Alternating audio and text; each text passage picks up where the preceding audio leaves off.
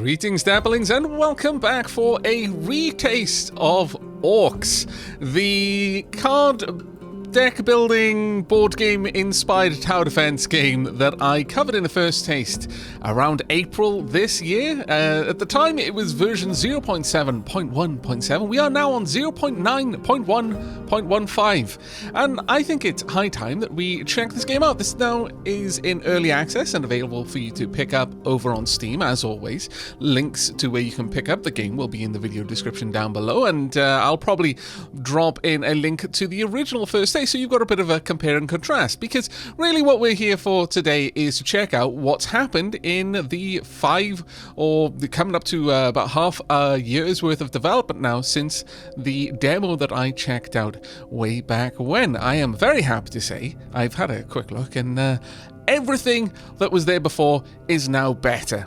So if you already enjoyed the demo, I'm going to save you a lot of time, though I do hope you'll enjoy the rest of the episode despite it, but I will say that everything is a better version of what it was. There are some new mechanics now as well, though, so if you were a little bit on the fence, then this may help you decide one way or another. So we're going to just jump straight into a new game. There is now a new faction available. I'm not sure if all factions are available. I have previously played through Act 1, and thus I have unlocked, or rather, I had unlocked this faction. It seems that just prior to recording, I reset my progress just so we could see from the beginning. Perhaps there are only 2 factions available right now, and from here until version 1 the others will be added.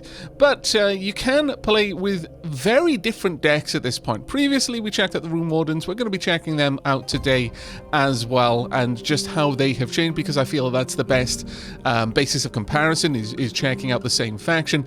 But I am very, very happy to report that the different factions aren't just like reskins or with a couple of different buildings. They have entirely different gameplay feels.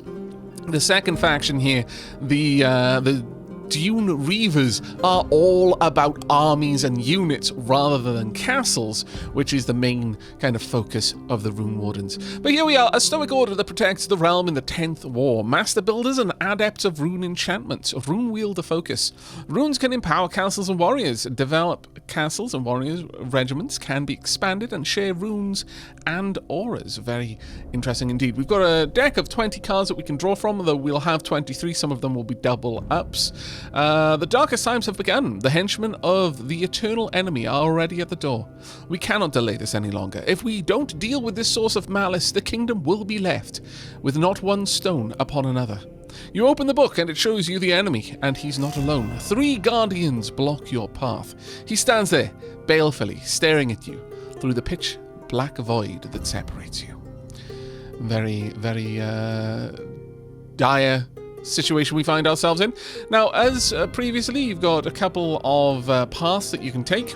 It seems that if you select a direction, you have to take the fight that's in that direction, but at that point you can kind of change lanes if you want a different kind of reward. You kind of got like event rewards in between each battle that you're going to have, and then ultimately you have a big old boss battle, and then you continue. Previously in the demo, that was pretty much it, but you can actually go a little bit further. Right now though, we've got to defend the main castle against 3 waves. We've got a vault, a spell vault. Choose one of 3 new spell cards each time a quest is complete. Marvellous. And the Swarm Clan. Enemy waves will mostly consist of a large number of weaker units. Okay, let's just jump in. Now, if this is the first interaction with Orcs you've had, you may be like, well, what is the game? Again, if you have any familiarity with board games, you've probably come across the game Carcassonne, a tile-based kind of... It's a competitive game, but in a way you're almost kind of working with your enemies to try and undermine them ultimately, but build up a board of castles and roads and ultimately take control of them at the last moment after working together to build them up. It's definitely a game that you can see some of your friendships be strained by playing. But this game has that kind of idea mixed in with a real-time tower defense like game, and we'll see that as we play. Orcs is a game about building castles and protecting it against the horde of orcs. Use cards to construct castles, buildings, and roads to summon and upgrade your defenses. You can pause the game with the space bar and change the game speed with 1, 2, and 3. Tiles should be connected to other like pieces in a jigsaw puzzle. Roads to roads, castle parts to castle parts. If you can't place a tile in a certain spot, it means that something is blocking its construction and the tile does not fit. For example, if this road was facing this direction, you couldn't put this pool there because this pool does not have a road piece to connect to the existing road. Here, any tile in this location would have to have a road that would be able to make this feature make sense. This road couldn't just butt up against a green field. It would have to have a terminus somewhere that the road was going into the field and then ending. It can't just connect to the border where the features don't align. To complete the construction of a castle, make sure that it is fortified from all sides. So you have to have a contiguous wall and towers all the way around it. Build roads to boost your economy. A complete road will grant you an additional income every 2.5 seconds. The longer the road, the longer you will receive the income. You can learn the direction from which the orcs are going to attack by looking at this red marker. If it's located at the edge of the map, it means that the next wave will attack from there, so build your defenses accordingly. There are mystical vaults all over the realm. Vaults grant powerful deck modifying rewards. To open the vaults, construct a tile nearby and complete its quest. And finally, to win, you have to survive orcs' attacks with your center castle standing. Don't forget to read tooltips. They will help you further learn the rules of the game. Good luck! And orcs. Okay, fair enough. Now, game is paused. It is real time. Now, there are two ways that you can set up the settings. Right now, pause doesn't really stop the game. It just slows it down a lot. And there are pacing reasons for that. But you can make it strictly pause will literally stop time. And you'll have all the time in the world to look at things. Right now, if this time was running normally and then I hovered over something, time slows down. So this is effectively what the pause behavior is mimicking. You don't necessarily want time to completely come to a standstill if you're familiar with the game and you're just hovering over your cards, but if you had the behavior be that pause completely stops the game, you can have all the time in the world just by hovering over a card, looking at details on a unit that's been placed. For example, we're going to place this militia regiment right here. There we go. Military units are summoned at the top of rows and are organized around a military camp, represented by a flag. You can increase the size of the military camp by summoning more warriors on top. There's a limit to that, though. You can only go about 3. Now, one of the things I like to do is I like to build a castle around my castle. I feel that this is quite often a very good idea. Now, the little icon here is how much gold it costs to place. Notice, after completing a road, you will get extra gold for a certain amount of time. We call it delayed gold, since you don't get it all at once. If you don't have any useful cards in your hand, you can always push the redraw button to get a new set of cards, but be careful, if you use it enough times, a new wave of enemies will spawn without the usual delay. So that's making me a little bit of gold because that road was extremely short, and so we do want to try and expand that out a little bit better. Let's pop that there. I'm also going to place down farmland. This will give me 5 delayed gold and will end a road. So this little road now is giving me 3 gold, and you notice it's every 2.5 seconds it delivers 1 gold out of its pile and reduces it. So that's what it talks about with delayed gold. Let's pop that little castle right there. That'll connect another road up. Now, do I really want to connect these? Not yet, actually. I would like to try and expand this out. Now, you may notice that I am making a beeline over here to this vault, because once I've connected to it, its quests become available for me to take. And some of the quests are things I'm already doing. So you really want to open these up as fast as you can so you don't waste any tile placements. For example, if the quest was place down 3 road tiles, if I had to place 15 road tiles before I activated the quest, well, I don't get credit for that, and I still need to place 3 more road tiles. You have found an ancient vault with hidden knowledge. You can complete its quest and receive certain rewards. There are different types of vaults scattered over the land. Some will be visible at the start of the mission, while others will be hidden in the fog of war. Right, what we got here? Play 1 of 15 cards to complete the quest. Quest complete 0 of 2. So there's 2 quests here, and this one wants me to build up a load of cards, which I'm absolutely happy to do. Now, I need a little bit of cash here. This is a village. Collect 2 times the delayed gold from the completing a road. If I place this there, it does nothing for me yet, because this is not a complete road, but now I've got a reason to want to try and complete it. Unfortunately, I don't really have much to play, but I really do want this card, so I'm not going to redraw just yet. I'm going to wait the time it's going to take. Now, the attack is going to come from this direction in 50 odd seconds. There we go. Let's place this one in position there. Now, one of the things that I didn't cotton on to the first time I was playing, and in fact I'll pause it to explain this, because it's a little bit hard to understand. I was quite aware that when you built a castle, you built a castle. Now, in Carcassonne, the game from which I feel that I had the most kind of expectations of how this would play, the board game Carcassonne, once you've completed a castle, that's it. The castle is complete. It's a static thing, and nothing can change it beyond that point. However, in this, you can expand castles, but only if you can build a castle such that it has a connecting tower. And then the new castle is added on to the old castle and will change the castle stats. So in this case, always try and make sure that there is a tower on a corner of a tile where you can connect other castles to it. So for example, if I were to place this there, this tower would connect. Let's just assume that this was complete. Then I could build a new castle over there if I wanted to. I'm not going to do that right now. In fact, I'm just going to finish this castle just to get one done. Construction complete. Constructions, you have built your first castle. Congratulations, rather. You can observe its stats, such as health points, damage, and fire rate, by clicking on it. There we go, if we bring that up. Once again, it's going to slow down time. We've got a name for the castle. I love the fact that it names the different places. Also, there's a couple of other things on the UI that we'll go over in just a moment. The total health of the castle is 3,500. It's a relatively small castle. It will do 5 damage, attack speed of 60, and range of 5.1 tiles. Segments is made of 4 segments. It's got 5 towers, 1, 2, 3, 4, 5. Mission effect, rain, weather, Sephiroth, +1. Water Sephiroth, +1. Global range reduced by 15%, +1 to Water Sephiroth. Now that is going to start actually playing a part. The different weather effects really do have quite a large impact on things.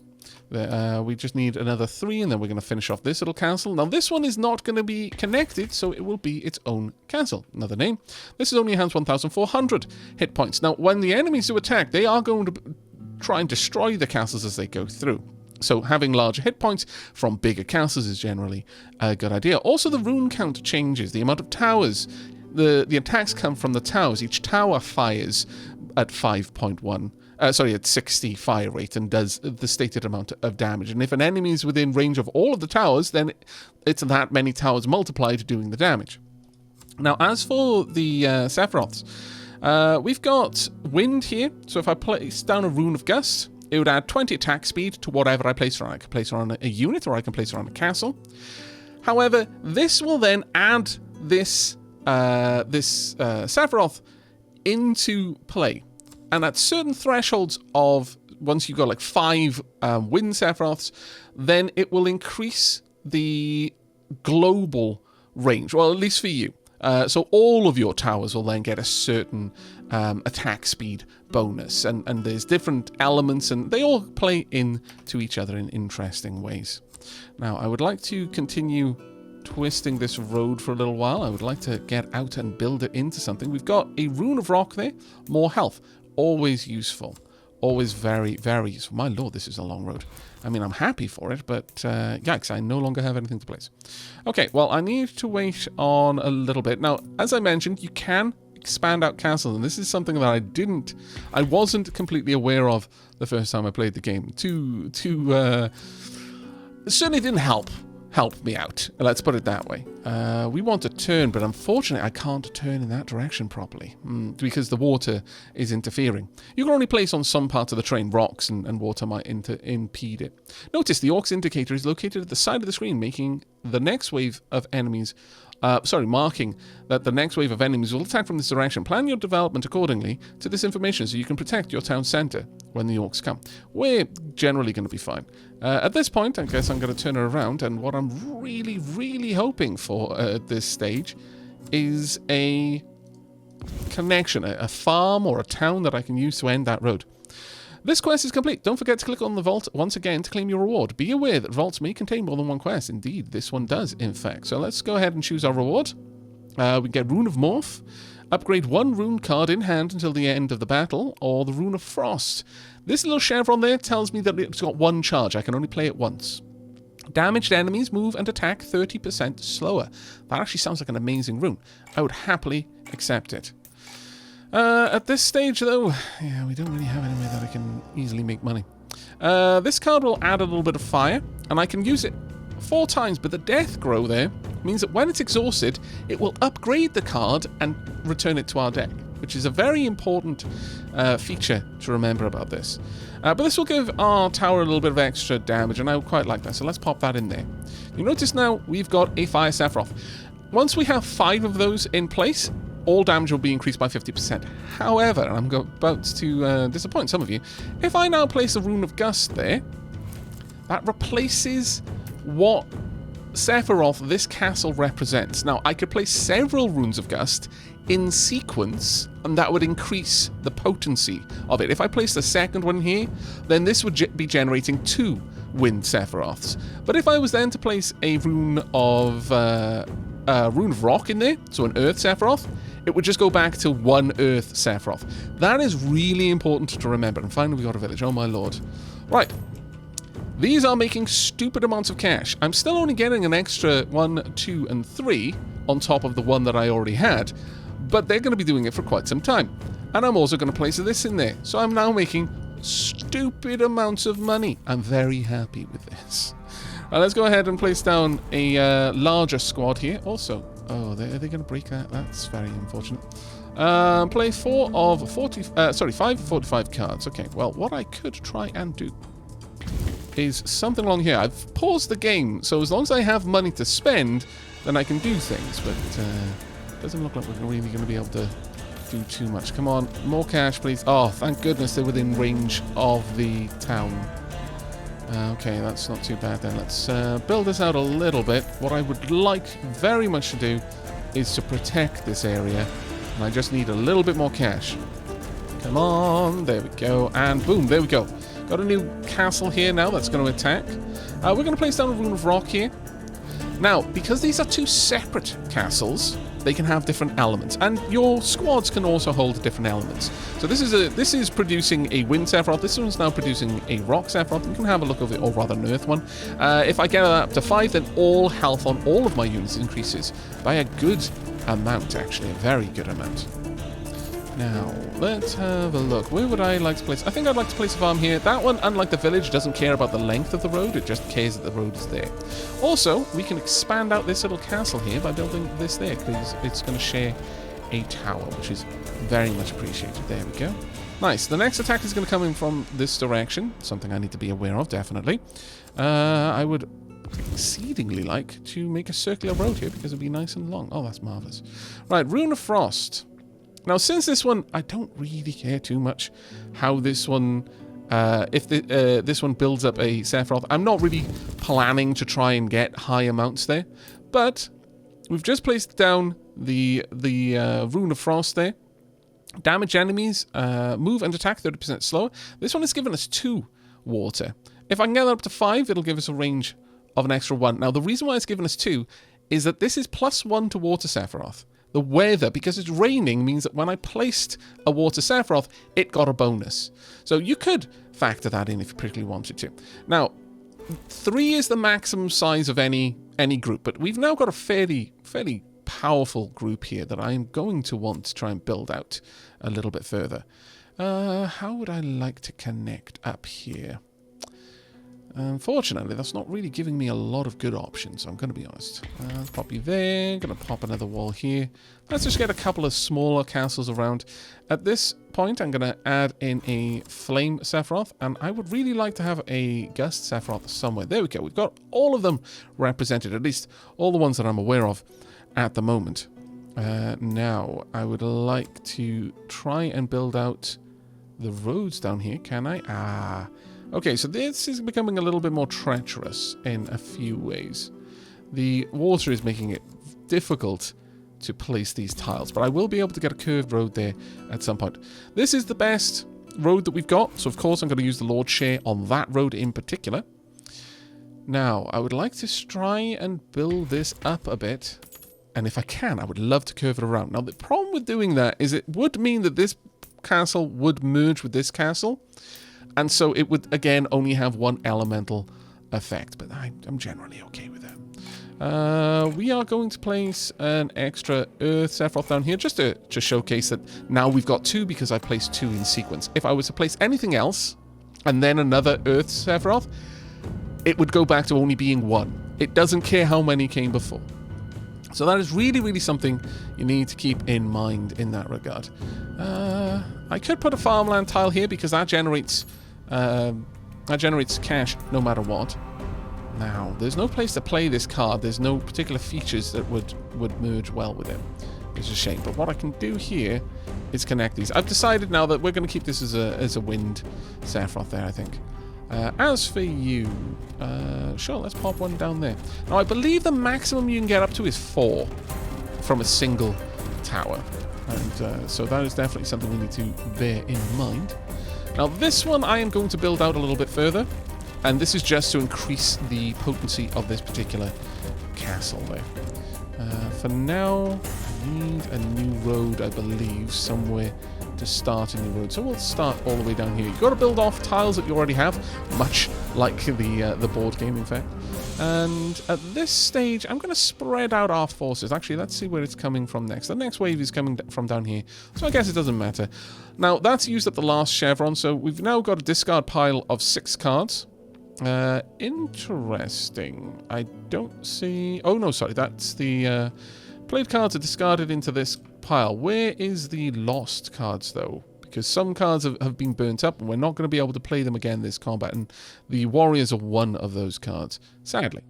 That being said, I could play the Rune of Embers on this militia, but I think... No, I think we're going to pop that one down there. Again, we're building that one up until it upgrades. Same with Rune of Gust here. Let's pop that one over here. So if we were to have a look around, just to see how the runes are affecting things, we've got 2 runes here which are adding plus 40 attack speed.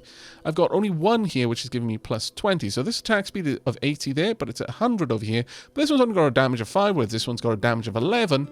This one has no particular effects from water, whereas this one, damage enemies, move and attack 30% slower. So it's quite good for softening up the incoming attacks. This one will go here. That finishes off a road for us, which I'm very, very happy with. And we're going to continue building this out. Now, again, like I said, I don't want to connect up to this castle because it'll merge the castles and we'll get rid of the effects. That being said, it would make a very, very powerful castle with a high attack speed. So maybe there is an argument to be made there. I could just end this castle there though, and that would be fine. Or alternatively, oh actually no, because this little road here is going out in this direction, I'm not going to be able to do that because I would have to have a road, a tile which can accommodate a road here. Well, actually, if I have another tile like this and then the kind of gatehouse tile, then I might be able to pull that off. We'll see if we can get that to all play together properly. Now, let's continue building out a really nice long road over here. We'll place down the village right now, and then we're just going to grow the road out for the time being until we can end it. Oh, there we are. Actually, let's rotate that around. Okay, so now I just need another castle part that connects these two, and then we'll have a fairly chunky castle. And we've got a new quest, or rather, we've completed that quest. We can now pick up a new Rune of Rock. We can get another Lord Share, so we can get even more taxes off the roads. That might not be a bad idea. Or we can get the Blacksmith. Roadside Aura increases damage by 25%. That is very useful, because it affects all of the tiles around itself, but it affects castles and units equally, which is quite an important one. Let's go ahead, pop you down. Let's increase that up a little bit. Rune of Rock. Let's place this one here, and there we go. We're up to 4 earth on that castle. That's got 14,000. Just to cover that, it's got a segment of 4, but 14,000 hit points. This one's got 4 segments with 3,500. But here we go. Boom. That has changed this quite significantly. It's now got 15 segments and 12,000 hit points. and has inherited the runes which were last placed in this castle. So we're actually getting close to being able to get the 20% attack speed bonus. But all of these runes, these are global effects, all of these runes individually are helping out this one castle. In fact, I'm going to kind of ruin it by doing that. There we go. Now, we've lost the Wind Sephiroth building up there, but we are now doing 17 damage, and we're doing it very, very quickly. Very aggressively doing that damage. There we are. Let's continue on with this road as well. We're possibly going to... Ooh, there we go. That's what I wanted. Now, this is going to affect this castle, and this entire unit. So I'm quite confident that we're going to be able to handle the attack wave coming our way. Let's pop that down there. We're going to start bringing in a little bit more cash. You notice the Rune of Embers is now upgraded. We'd used up all of its previous charges. Death Grow kicked into effect, and now we've got a level 2 Rune of Embers. Costs a lot more, but adds a lot more damage as a consequence. Rune of Gust, exactly the same. But we're going to pop that Rune of Embers down here on our militia. Now that is going to mean that they are doing an extra 12 damage. They actually do more damage than our archers in the castle. But in addition to that, I'm going to give them a Rune of Rock. And as soon as I can, I'm going to give them the Rune of Gust so that they attack faster, they survive longer. There we go. And they also do a healthy amount of damage. They've got 820 total hit points. They do 18 damage, attack speed of 165. Kind of wild. And they've also got a 25% more damage because of the proximity to the blacksmith. They will happily move around and attack. This little group down here, not as chonky, but that's fine. Let's start building out in this direction. In fact, we can terminate... Oh, we'll terminate this one since that tile, literally the farm or a village are the only things that I could build there. Right, down... Ooh, there we go. We have won our first battle. Fantastic. There we go. Victory is ours.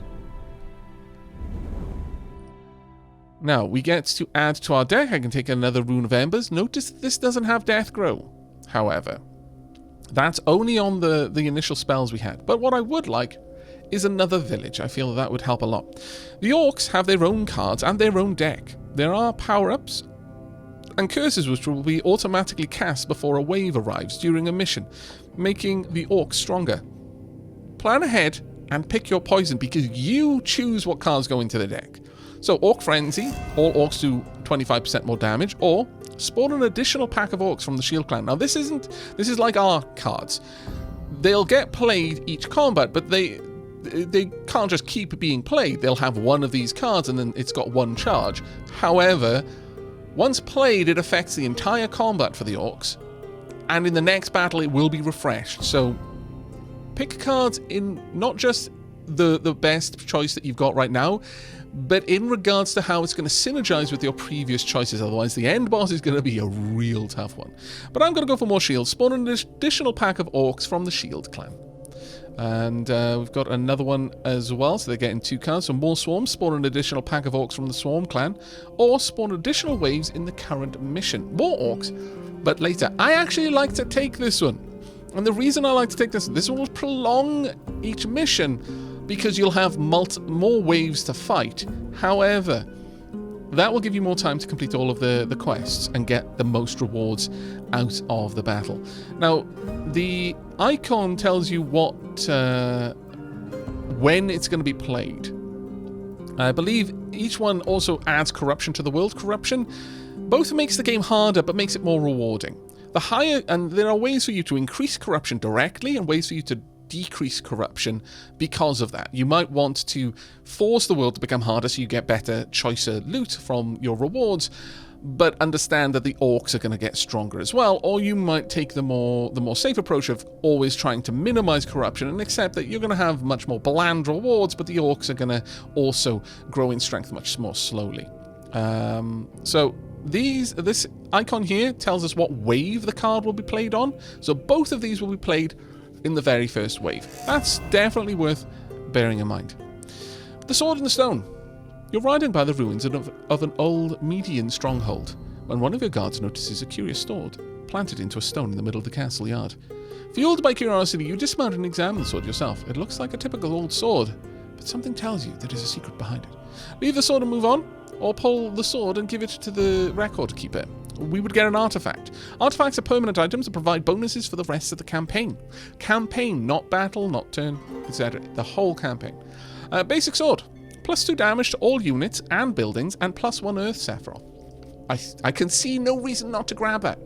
Now, we can select at this point to go to an enchant shrine, which will allow us to modify one of the cards. Not upgrade it, because the cards have multiple upgrade levels, and they change the card themselves. But this would allow you to play a special enchant on the card. Perhaps you'll reduce the cost of the card, or make it an infinite card. So if it previously had charges, those charges are... there are no more charges now, and it can just keep being replayed, but the cost will increase with each play. There's all sorts of different enchants. Or you can go for an artifact. Artifacts versus enchants. At this level of corruption, I would say that artifact and enchants are equally interesting. But at very high levels of corruption, you can get many more levels of enchants, and this becomes a much more interesting card to play. But for now, we're going to go with the artifact. Beware of the world corruption. It grows as you play. It increases the amount of nodes in mystery shops. And so, as we were just mentioning, the multiple different types of enchantments. It also gradually increases the rarity and tier of all the cards and artifacts that you received over the course of the campaign. Typical Aavak, sequence breaking the tutorial, not just the game. But beware, this includes both your cards and the Orcs cards. The Orcs will become increasingly more powerful on higher world corruption levels. It's a double-edged sword. Use it wisely. Now, Magical Mystery Shop. Press this to select a card. At 50 corruption, we could select 2. At 100 corruption, we could select 3 artifacts from coming here. We're not going to be doing that. Ravenclaw. Buildings and warriors restore 13 HP per tick, basically making our castles vampiric. I mean, making our units vampiric? They're now vampires. Makes sense to me. The castles, though? How is my castle shooting an orc somehow translating into holes in the wall repairing themselves? I don't know. It's magic. Bloody Ravenclaws. Orc Ascension. Buildings and warriors have 20% more health, but the orcs themselves have 20% less. This is quite a nice one. Or Magic Mancer. Generates +1 spell vault at the start of each mission. Now this one is interesting because it gives you more quests. So more potential card rewards. Honestly, if that wasn't up against the Ravenclaw, I would go for the Magic Mancer over Orcs Ascension, but I just like the idea of vampiric castles, okay? Right, now that we've gone down this route, we are locked in to face this battle, but then later on we can switch. You're not locked down to this side completely. You can change path at that point, but you do have to do the next battle coming up. So sometimes it's worth having a look at what you're going to face. For example, it looks like that would have been, generally speaking, the safer route. This one is a bit of a tough one, so it depends really on whether we want to upgrade card or enchant it. Just things to bear in mind. There is strategy in the path that you pick. Those of you who are familiar with games like Slay the Spire will be very well aware of this, and that's very true here as well. Once more, we've got 1 spell vault, and so it could have been 2 spell vaults, but as you venture forth, you found an ancient runic obelisk. Your record keeper advises you to call up your subjects and conduct a weather manipulation ritual. Okay, so we can choose what we want to go for. Snowstorm, Sandstorm, or Voidpire. I'm going for Voidpire just because it sounds cool. I have no idea what that's going to do. Sandstorm, Snowstorm, that's kind of self-evident. But Voidpire? No idea. What does a Voidpire do? Darkness Sephiroth, +2. I didn't even realize there was anything outside of, earth, fire, air, and water, but okay. Global Vampirism, +15. Okay. All cards cost -. Wow. Sacred Sephiroth, +2 as well. Okay, this is quite an interesting one. This is very, very interesting one. Loads of different modifiers here. Orcs cast some of their cards before the wave starts. A corresponding wave number is shown on the top right. Corner of each orc card. Once cast, the effect lasts for the rest of the battle. Oh, sorry. So I thought that was the case, but this is probably just the cost of the card, I suppose. So more shields will be played on the second wave, but this one is going to be played on the first wave, meaning that we are going to have more waves than normal. Right, we've already got our mission over there, so we want to get over there as quickly as you can. Weather conditions. Sometimes the battle is affected by weather conditions or other effects. You can always check the indicators in the upper left corner and adjust your strategy accordingly. I have no idea what our strategy is going to be here, except for the fact my roads cost me nothing. I am a very big supporter of this. Oh yes, indeed. Verily. Do I support this? Alright, that's the end of our road, so plonk you there. Right, okay, well, let's get a couple of other things out and about, shall we? Let's start our little castle over here. We've got the orcs coming from the up in that direction, which is a bit of a pain in the bum, I'm going to be honest. But we could start a little castle here. Let's go ahead and do that. We want another village. May as well place it there, bring in some more cash. We've got a farm that I could place somewhere, and I'm going to use this farm to connect up over here. There we go. Now, complete construction of 2 new castles to receive the quest rewards. And there are 0 of 2 quests here. Then choose 1 of 3 new spell cards as a result of that. So we really, really want to maximize getting castles up and running as quickly as we can. Once again, I'm going to go around here, the blacksmith. I see no reason for not putting it here and maximizing what we're going to get out of this. See, the problem is I'm hoping for a very specific type of tile over there. But let's go ahead and just get a castle, because that also gives us quite a lot of vision. Right now, we know there's only 1 vault here, so we don't need to worry over much about it. But that's not always the case, and sometimes you want to look around as quickly as you can to find all of the vaults. So we've got this one set up. I can go ahead and end this if I really want to, and it'll probably end up being a very similar design to our previous castle. Some work better than others, and you'll find yourself gravitating towards them now and again, though I do try to make things different where I can. Right, okay, complete construction of 0-4 new castles. Wow, you really, really want those castles built, don't you? The chapel. Roadside. Collect 3 delayed gold for each developed tile in a 3x3 radius. This is such a Carcassonne card. This is basically straight out, lifted out of Carcassonne, and I'm all about it right now. Alright, let's place that down. There we go. Marvellous. Let us get... I would like the main castle protecting our town centre, because the town centre is what you've got to protect ultimately. If that's gone, you lose. I would like that one to have the ability to slow enemies down, if possible. Once again, I am now waiting on a specific card, so we're going to see if that card wants to show its face. Hopefully it does.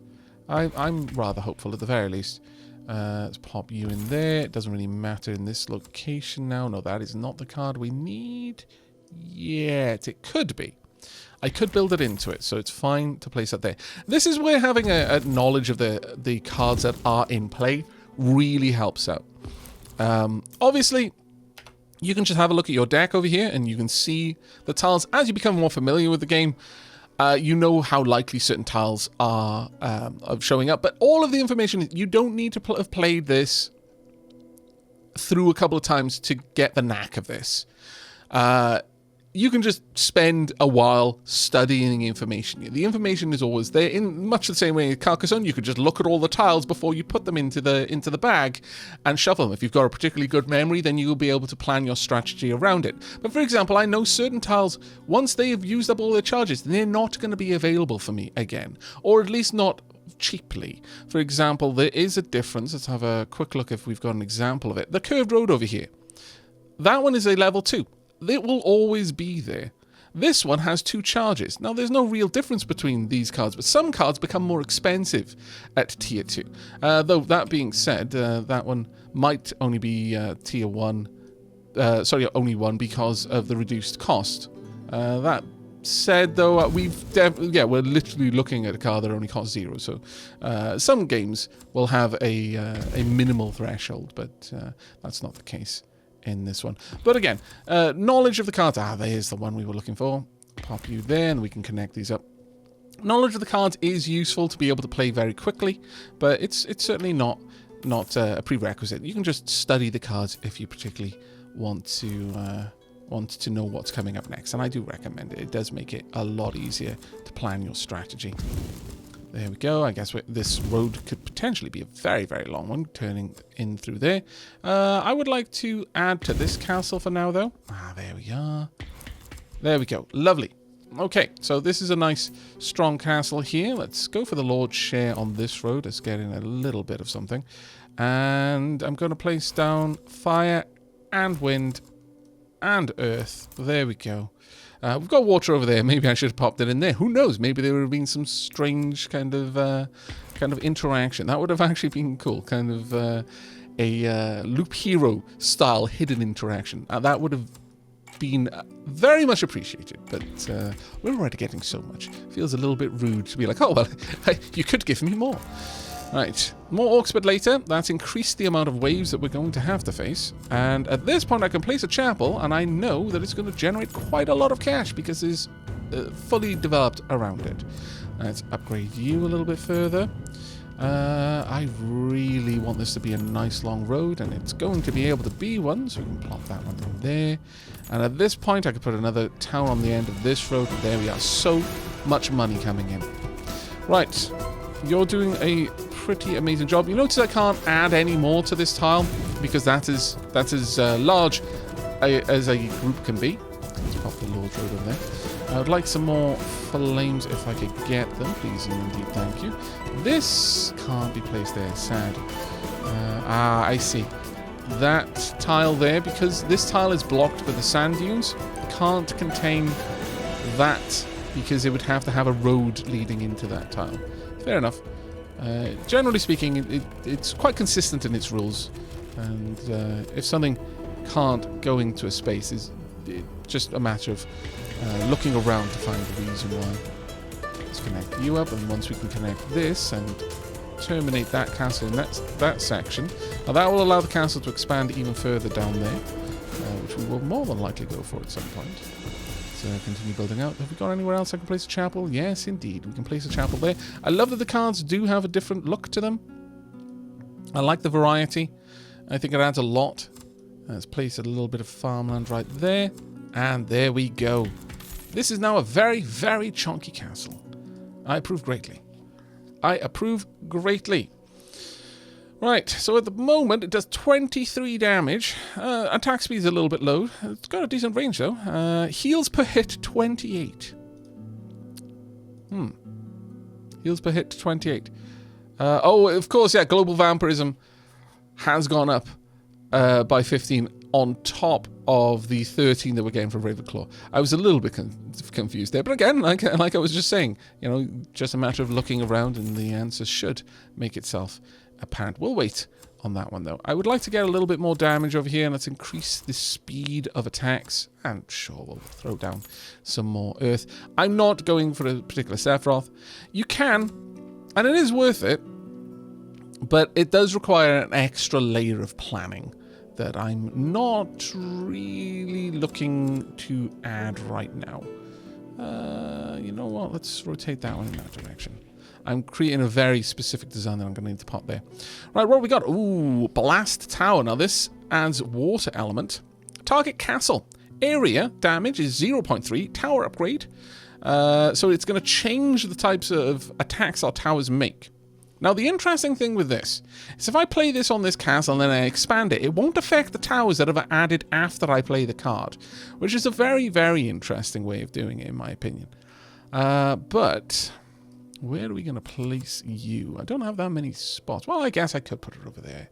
I'm going to save that so in case I can demonstrate what I was just describing, though. I think that would actually be pretty cool. See, we've got a couple more cards. Have we got any other attacks coming? No, they're all still coming from over here. So honestly, just plowing all of the damage cards I can into this area makes the most sense. And let's start expanding you out as well. Build that up there, and immediately going to place this. Now all of our castle towers look quite different. These have got little, this is basically a regular turret, as you might imagine it. This one's got cannons on top. Now we've got more shields coming into play at this stage, and at this point we can place that down. Notice how these two towers, the newest towers added, do not have the cannons on them. We'll use a curved road because that makes that road a little bit longer as far as the generation of coins are concerned. Place you there. Going to place a farm just about there as well. At this point, we've more or less decided that we're not expanding that out any further. Now, if I pop a little corner there, I can draw this castle out further, but this tile would become unplaceable. Now, is there anything I could play in there? A corner tile is about all I can do, but look at that. So many cannonballs, and let's play down some much increased damage. This is now whomping amounts of damage. I greatly approve of how effectively we can eliminate the orcs, thanks to all of that. Let's continue adding these in. There we are. There's our corner tile that we wanted. And that makes that about the best castle addition that we could have. Are there any other tiles that I can get more towers on? No. This castle is as big as it's going to be, but you'll notice that the amount of rune slots increases with the size of the castle, and that's definitely something to bear in mind as you're building the castles out. Let's go ahead and place down a little farm there. Since we now know that I don't need to reserve this area for future castle expansions, I can be a little bit more free with what I'm placing. We will have you. Sure, we'll pop that one there. The next attack is coming from this direction again. I think I would like to kind of build off from here. Let's see. Let's pop that one down there. And have maybe a little bit of a castle there just to soften up the enemy as they're approaching, whilst this castle continues to rain death down upon them. So we'll rotate in this direction. We've got 2 tiles there that I can place something in. So we'll have this, and then just a little single wall section here. Notice that this is a level 2 card. It costs a bit more than the cheaper single wall sections we had to begin with, but it has no charges, so it'll always be available in my deck. And let's draw this road out a little bit further. Pop down the farm as soon as I can to start bringing in cash, because right now we're not actually making that much. Another thing I haven't drawn attention to is the cap on gold. Doesn't matter how fast you're bringing the money in if you can't stick it in your bank. And that's just something you need to bear in mind whilst setting up your earning potential. You can end up in a position where you're wasting money, and that's awful in this game because it's hard to come by. Alright, let's see, let's pop down this wall there, finish off that little area. Now, this has got 83,000 hit points, which is quite nice. We've got 95 attack speed, 62 damage. Let's increase the attack speed, shall we? Let's get those cannonballs out in the sky a little bit more frequently. Pop that in there. We can possibly get a couple of easy roads finished off. And one more. There we go. Rune of Gust in there. Now up to a fairly healthy 140 attack speed. Look at those cannons go. Marvellous. And remember, of course, these have a AoE, so even better. Perfect. There we are. Right, pop a little farm in there, I think. Get a little bit more cash flowing into the coffers. At this stage, I think it's high time that we speed the game up. I don't like speeding the game up too much when I'm just explaining how the game works.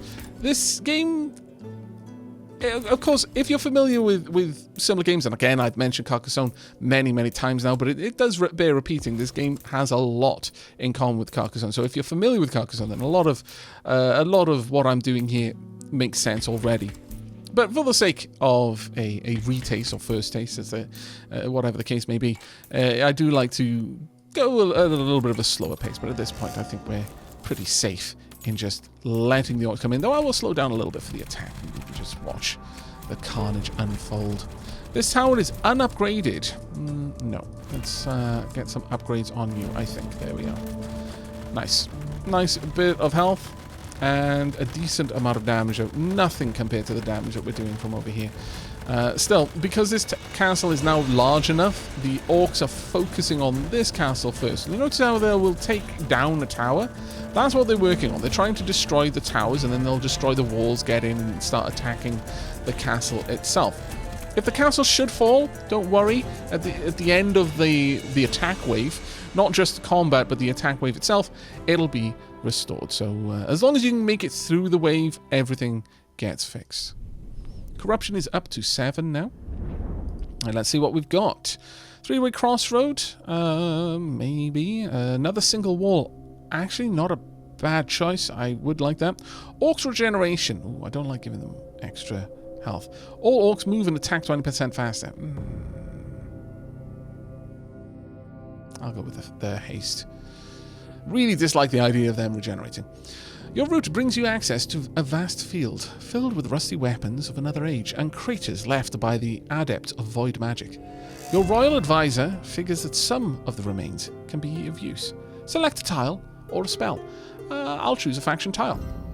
Now, sometimes it'll be a tile from any faction. In those cases, it's quite interesting because you can end up with very powerful synergies that otherwise you wouldn't have. Again, anyone who's familiar with playing Slay the Spire will be familiar how strong certain other characters'